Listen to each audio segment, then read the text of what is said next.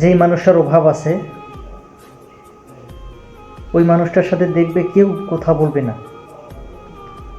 যোগাযোগ রাখার চেষ্টাও করবে না। দেখবেন যে ওরা মনে করবে যে ওর সাথে যোগাযোগ রাখলে ও যেন কি চেয়ে বসে থাকে। দেখবেন এটা আসলে একটা বাস্তব। যখন একটা মানুষের অভাব থাকবে ওই মানুষটার সাথে কেউ যোগাযোগ করবে না, কোথাও বলবে না।